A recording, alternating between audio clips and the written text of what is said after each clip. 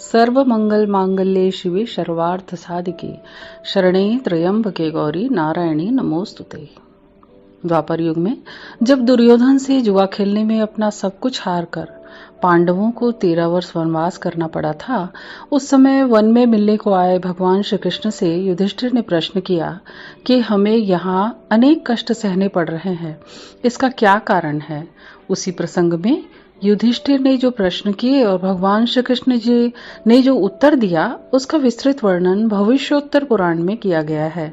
युधिष्ठिर ने क्या पूछा और भगवान ने क्या बतलाया, यह कथा अन्नपूर्णा व्रत कथा के नाम से प्रख्यात है। माता अन्नपूर्णा तेरी सदा ही जय। युधिष्ठिर ने पूछा, हे देवकी के आनंद बढ़ाने वाले देव देवेश भगवान श्री कृष्ण, मुझे वन में बसते हुए महान दुख सहने पड़े। हे केशव, मैं नहीं जानता कि पेट भर भोजन कैसा होता है। कभी दिन में, कभी रात में, कभी थोड़ा, कभी बहुत, कभी रूखा, कभी चिकना चुपड़ा, कभी स्वादिष्ट, कभी स्वाद रहित पदार्थ भोजन करता हूँ। कभी विकल रहता हूँ, कभी भूखा ही कहीं धरती पर सोया रहता हूँ। हे श्री कृष्ण, कंदमूल, फल, साग और मांस निर्वाह करते हुए तृष्णा से चित्त व्याकुल रहता है। कभी मेरी तृप्ति नहीं होती। गांडीव धनुषधारी अर्जुन के सहित भीम के रहते भी दुष्टों ने मेरा राज्य हर लिया और बंधु बांधवों से मेरा वियोग हो गया। हे महाभाग पद्मनाभ, मुझे ऐसा दुख क्यों भोगना पड़ता है? अथवा हे श्री कृष्ण, इस लोक में मनुष्यों को अन्न कष्ट क्यों होता है? हे माधव, बतलाइए कि इस लोक में ऐसा कौन सा कर्म है जिसे करें तो न दरिद्रता हो, न वियोग हो, न द्वेष हो, न दैन्यता हो। भगवान श्री कृष्ण ने कहा कि पिता की आज्ञा से साम्राज्य त्याग कर कमलनयन रामचंद्र सीता और लक्ष्मण सहित दंडक वन में जा बसे। हे राजन, एक बार लक्ष्मण आहार की खोज में वन में दिन भर घूमते रह गए, किंतु कुछ न मिला। सायंकाल वे लौट आए और रामचंद्र जी को प्रणाम कर चुपचाप नेत्रों में आंसू भरे उनके समीप उदास होकर बैठ गए। तब श्री राम ने कोमल वाणी से अपने भाई को समझाया कि वत्स, संताप मत करो, क्योंकि सब लोग अपना भाग्य का फल भोगते हैं। मनुष्य जो पूर्व जन्म में दे आया है वही इस जन्म में पाता है और कुछ नहीं। हे महाबाहु, जिसने मनोहर और सरस भोजन दिया है वही नाना प्रकार के भक्ष्य और भोज्य पदार्थ पाता है। जिन्होंने कभी कुछ नहीं दिया वे वैसे ही कोसते रहते हैं जैसे हम हैं। इस अन्नपूरी वसुंधरा में अन्न के लिए लालायित रहा करते हैं। हे सुमित्रा नंदन, हमने निश्चय ही ब्राह्मणों को नहीं खिलाया है। अतः हे महाबुद्धे, इसे भाग्य की बात समझ चिंता छोड़ो। यह बातचीत हो ही रही थी कि उसी समय अगस्त ऋषि वहां पहुंचे। श्री रघुनंदन ने उठकर उन्हें प्रणाम किया। स्वागत सत्कार के अनंतर जब अगस्त जी सुखपूर्वक बैठे, तब हे युधिष्ठिर, रामचंद्र ने यही बात उनसे पूछी जो तुम मुझसे पूछ रहे हो। श्री अगस्त जी ने कहा, अति संसार सागर को पार करने वाली महादेव जी की प्यारी नगरी वाराणसी है। उसमें देवदत्त और धनंजय नाम के दो भाई ब्राह्मण रहते थे। देवदत्त जो धनाढ़ था और धनंजय दुखी। दरिद्र कुटुंबी धनंजय को चिंता हुई कि हाय, मैंने गर्भिणी स्त्री और बच्चे को न दे अकेला ही सब कुछ खा लिया। अथवा क्या मेरे घर से कोई ब्राह्मण अतिथि विमुख होकर लौट गया? क्या मैंने किसी के दिए अन्न की उपेक्षा की, श्रद्धा से उसका भोजन नहीं किया अथवा उसकी निंदा की थी? भोजन के समय उसे रोष से उठाकर दूसरी ओर फेंक दिया था? क्या मेरे पास जब बहुत अन्न था तब मैंने धन पाने के लोभ से दुर्भिक्ष मनाया था? अथवा क्या मैंने मार्ग में पड़े अन्न की उपेक्षा की, उसे देखकर उठाया नहीं? अथवा बिना तृप्त हुए ही मैंने अहंकार से पूज्य अन्न त्याग दिया? वह श्राद्ध में निमंत्रित होकर भी धन के गर्व के मारे नहीं गया? अथवा देवार्चन किए बिना ही प्रतिदिन भोजन तो नहीं कर लेता था? या कुल देवता की पूजा आ पड़ने पर कुल की स्त्रियों की निंदा तो नहीं करता था? अथवा घर के लोग सदैव अतृप्त तो नहीं रह जाते थे? अथवा सुअन्न के रहते बांधवों को कुअन्न तो नहीं देता था? अथवा श्राद्ध के दिन किसी बहाने विघ्न तो नहीं डाल देता था? या पितरों, देवताओं और ब्राह्मणों को कुछ देने का निषेध तो नहीं कर दिया था? जिससे मुझे कुटुंबी को अन्न नित्य ही दुर्लभ हो गया है, जबकि पर्याप्त आहार की प्राप्ति के लिए कोई पुरुषार्थ मैंने नहीं उठा रखा। भूख से अति क्षीण बालकों को देखकर मेरा हृदय ही फटा जाता है।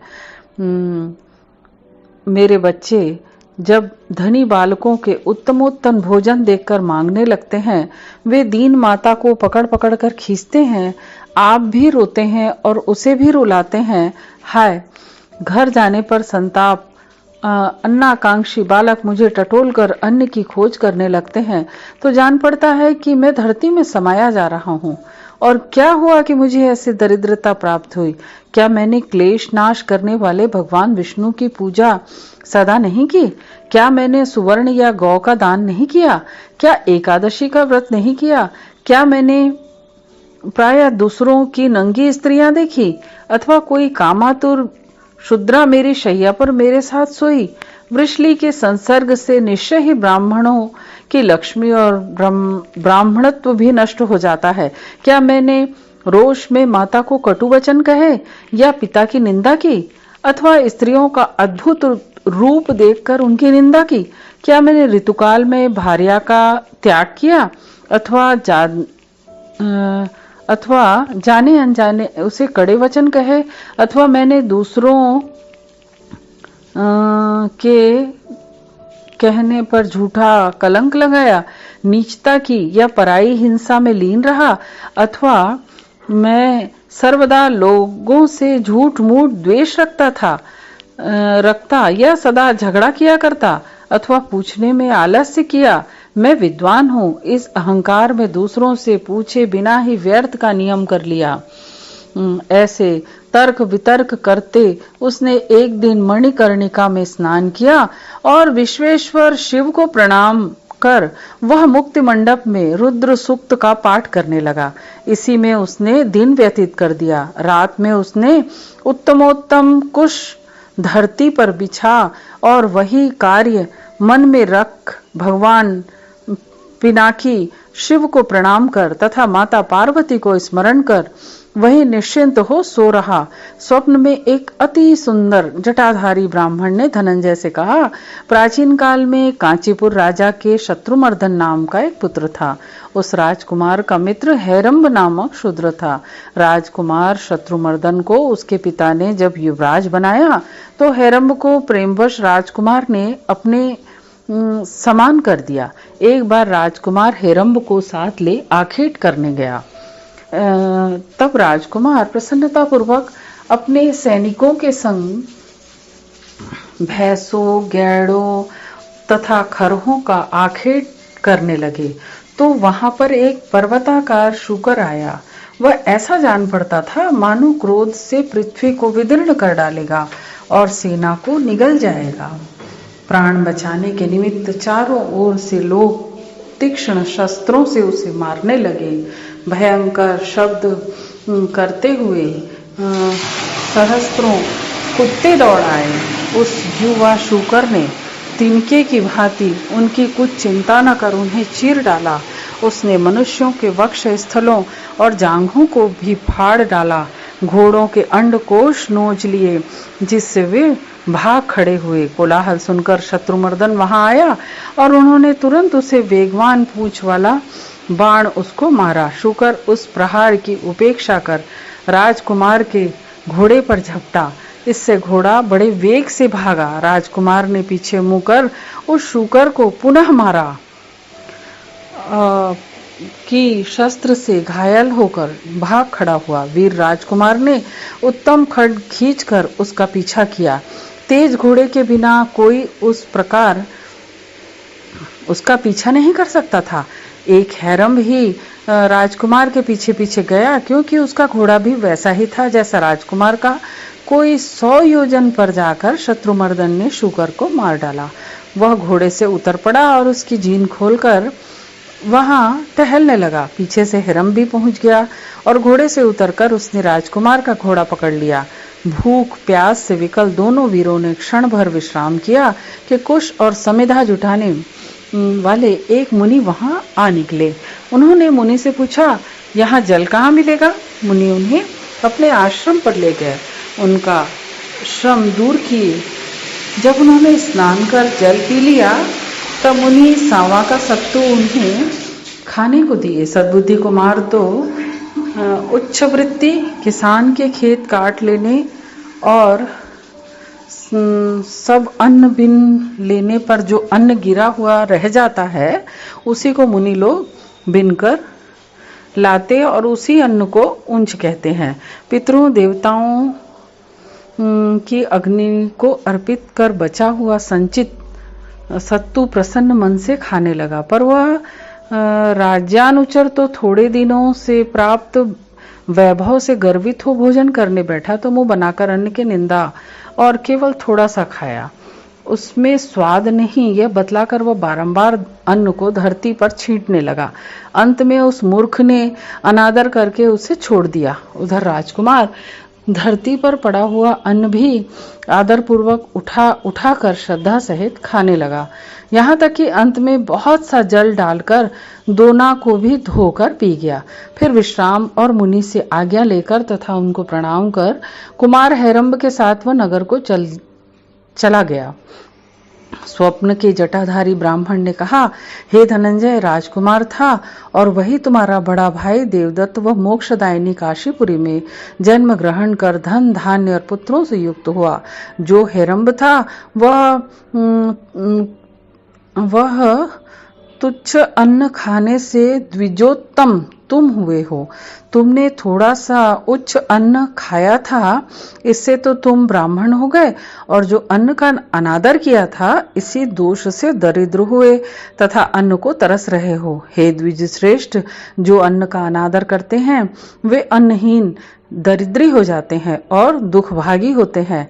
इसी से बुद्धिमान को स्वादहीन अन्न भी अमृत के समान मानकर खाना चाहिए और प्रतिदिन बड़े सत्कार से ब्राह्मण को अन्न देना चाहिए। इस कारण से ब्राह्मण, अब तुम श्री अन्नपूर्णा का उत्तम व्रत करो, इससे तुम्हें अन्न का दुख न होगा, संपत्ति भी तुमसे दूर न होगी। ऐसा सुन ब्राह्मण व्रत का विधि विधान पूछने के लिए उत्कंठित हुआ, किंतु इतने में उसकी नींद टूट गई। तब से उसे व्रत का विधान जानने की चिंता बारंबार होने लगी। वह अनेक देशों से आए वृद्धों को या अन्य लोगों को जिनको पाता उन्हीं से इस व्रत के विषय में पूछता। उसने बहुत से ग्रंथ उलट पलट डाले पर कहीं उस उत्तम व्रत का पता न चला। उसका चित्त उस व्रत के जानने में ऐसा लगा कि उसे जानने के लिए पृथ्वी पर भ्रमण करने निकल पड़ा। नाना प्रकार के तीर्थों में भ्रमण करता हुआ वह प्राग्ज्योतिष कामरूप पहुंचा। वहां कामाक्षी देवी की पूजा कर वह इधर उधर घूमने लगा। कुछ दूर पर्वत के उत्तर भाग में सरोवर के किनारे वह क्या देखता है कि दिव्य स्त्रियों का झुंड पार्वती की पूजा कर रहा है। उनके वस्त्र दिव्य रेशमी थे तथा साज श्रृंगार भी दिव्य था।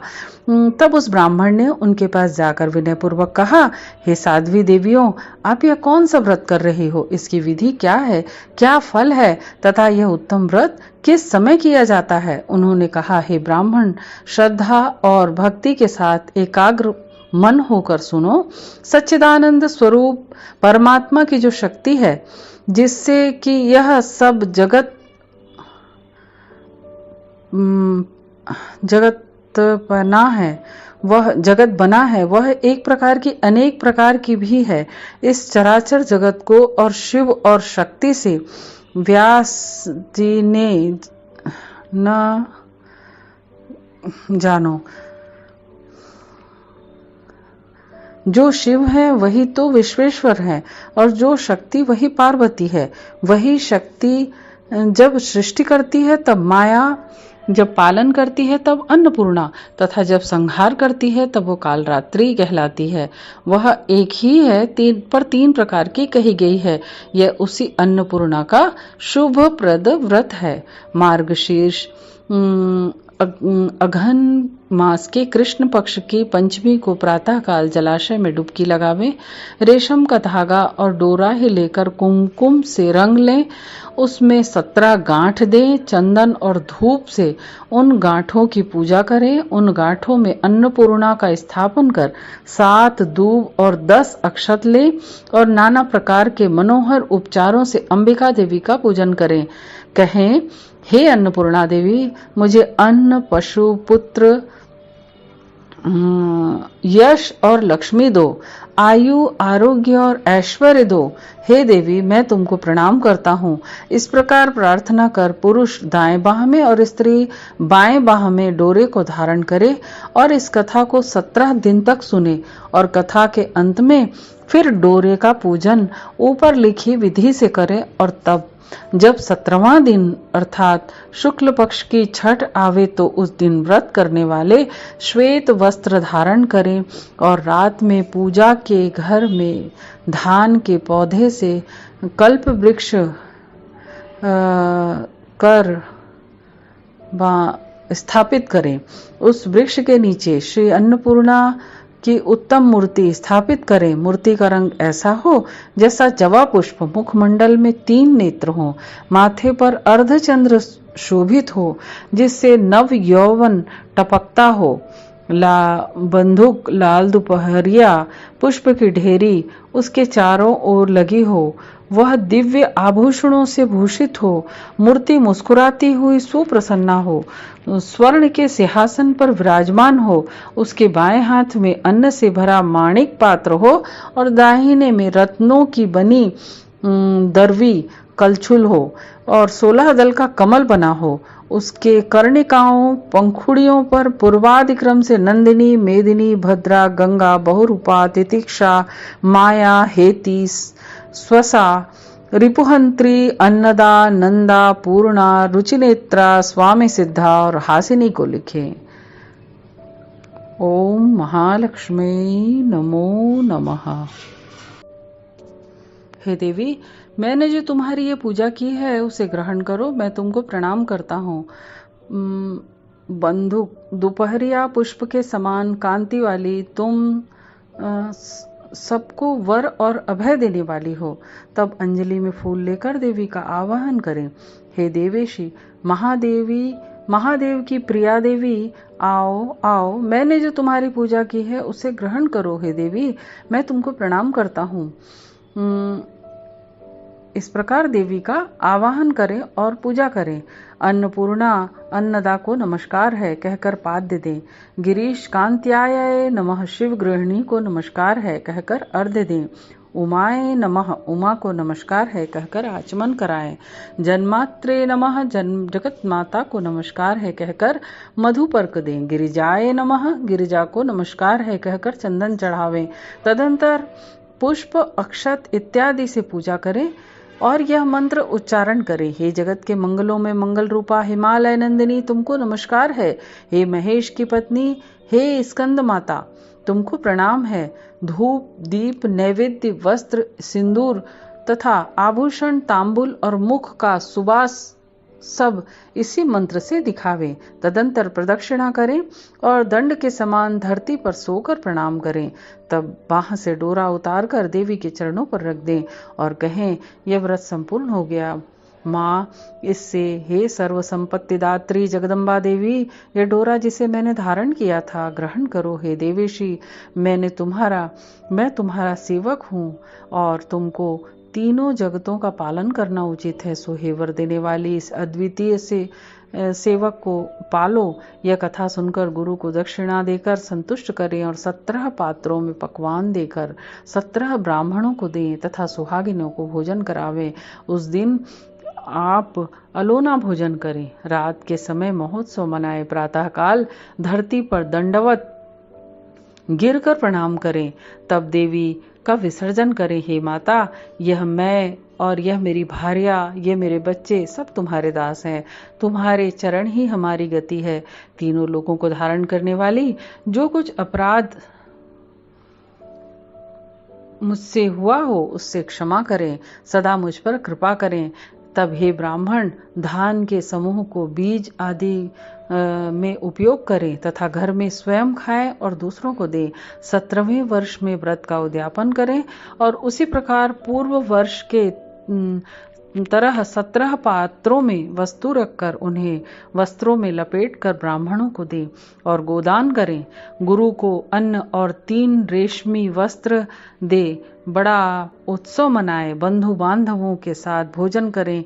हे द्विजश्रेष्ठ, सब संपत्तियों का देने वाला यह व्रत हमने तुम्हें बता दिया, जो अहंकारी हो उनकी आत्मा नाना प्रकार के संकल्प विकल्प से नष्ट हो गई हो। जो भक्ति और श्रद्धा से हीन हो, दुष्ट हो, उसको व्रत न बताना। जो श्रद्धालु हो, देवता और पितरों का भक्त हो, उसी को बतलाना। यह सुनकर ब्राह्मणों को बड़ा आश्चर्य हुआ, हर्ष से उसके रोम खड़े हो गए। उसने जान लिया कि अब मेरा परिश्रम सफल हुआ। उन स्त्रियों को प्रणाम कर उनके साथ व्रत किया। इस व्रत के प्रारंभ से उसका विशाल भवन बन गया। उसमें सोने की सीढ़ियां और छत बनी। द्वार पर एक हाथी झूमने लगे और अश्वशाला में घोड़े हिनहिनाने लगे। घर में अच्छे आभूषण वस्त्र धारण कर, गले में सोने के हार पहन, कमल नेत्रों वाली दासियां उसके भवन में आती जाती दिखाई देने लगी और उसके सेवक तो मानो राजकुमार हैं। एक ही वर्ष में उसके घर में इतनी लक्ष्मी हो गई जितनी कुबेर के पास है। ब्राह्मण अभी युवा था। उस सुखी ने दूसरा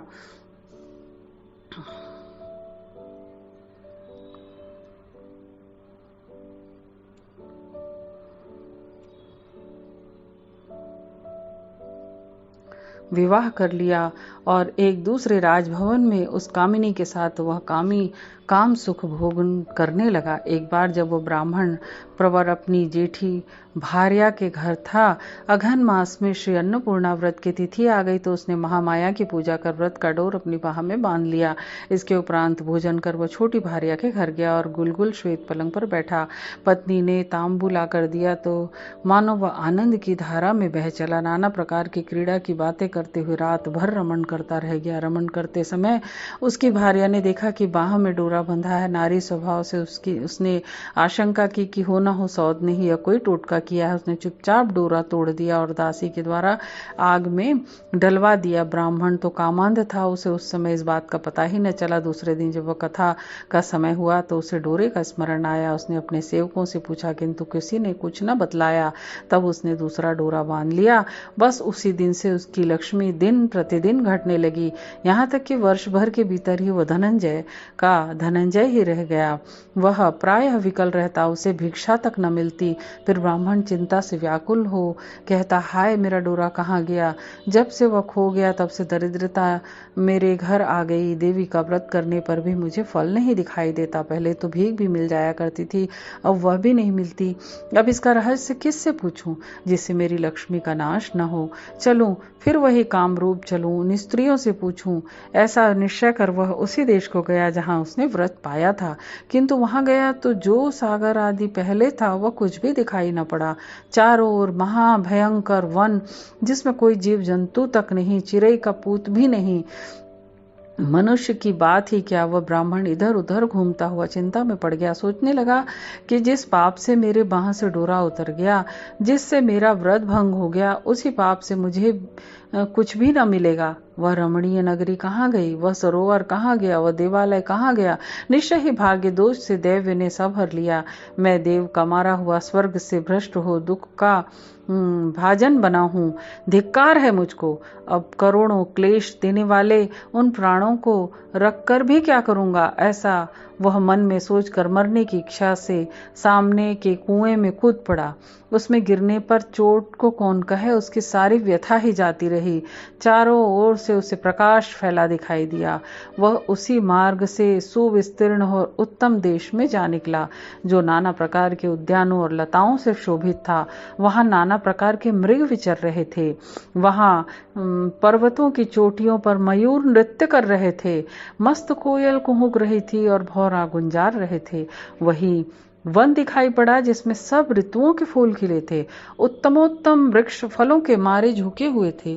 केले के वृक्ष लहरा रहे थे। आश्चर्य से हर्षित नयनों से देखता वह ब्राह्मण चला जा रहा था। आगे जाने पर उसे समुद्रवत विशाल सरोवर दिखाई पड़ा जिसमें कमल फूले हुए थे, जो हंसों और बत्तकों से परिपूर्ण था। मछलियों के पूंछ पटकने से जिसका जल उछल रहा था। रात में चंद्रमा और ताराओं से अंकित आकाश जिसमें प्रतिबिंबित हो रहा था। उसकी तरंगों से उठाता पार करता पवन चल रहा था। जलवेद के मंडपों से विविध मणियों से युक्त उसके तटों पर क्रीड़ा करती हुई देव कन्याएं अर्चन पूजन करती थी। उसने देखा सरोवर के पीछे की ओर संगीत हो रहा है। जिसने उसे सुना, षड्ज और गांधार का दिव्य परम उत्कृष्ट गंभीर स्वर सुनाई पड़ा। मृदंग, बांसुरी, ढोल और कोकिल के सदृश स्वरों से वह मंडित था। उसके मध्य में स्फटिक मणि की सी कांति वाली एक पुरुष को नाचते देखा, जिसके मस्तक पर चंद्रमा तथा 3 नेत्र हैं, जटा है और नागों का भूषण धारण किए हुए हैं। नाना प्रकार के पुरुष वहां अद्भुत संगीत का गान कर रहे थे। उसके आगे रत्न निर्मित पलंग पर सुख से बैठी हुई अति सुंदर भगवती महेश्वरी को उसने देखा, जिनकी सेवा दिव्य रूप संपन्न सखियां कर रही थी। महेश्वरी नवीन यौवन से युक्त और दिव्य आभूषणों से आभूषित थी। वे कपूर खंड से युक्त तांबुल अपने मुख में धारण किए हुए थी। दोपहरिया पुष्प की ढेरियां उनके चारों ओर लगी थी। बंदूक दोपहरिया के ही समय अंग दीप्ति थी। उनके कर पल्लव में पान का बीड़ा था। दोनों ओर चमर ढूल रहे थे, जिससे कर्ण फूल हिल रहे थे और अलकें मुखमंडल पर आकर बिखर रही थी।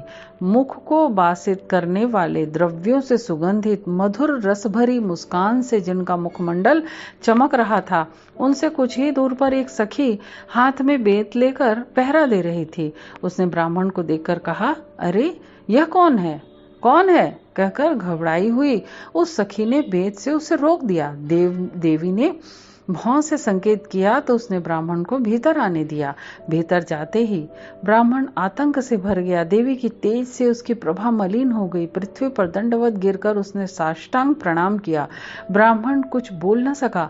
तांबुल लाने वाली सखी उस ब्राह्मण को आश्वासन देकर बोली, हे ब्राह्मण, सब समृद्धि के प्राप्त्यर्थ जिनका व्रत किया था, वे तो यही तीनों लोकों की माता महेश्वरी अन्नपूर्णा है, जो सब प्रकार की संपत्ति और समृद्धि देती हैं। सृष्टि पालन और संहार करने वाले महेश्वर भगवान रुद्र इनके सामने नाच रहे हैं। वे योग माया का आश्रय लेकर क्रीड़ा किया करते हैं।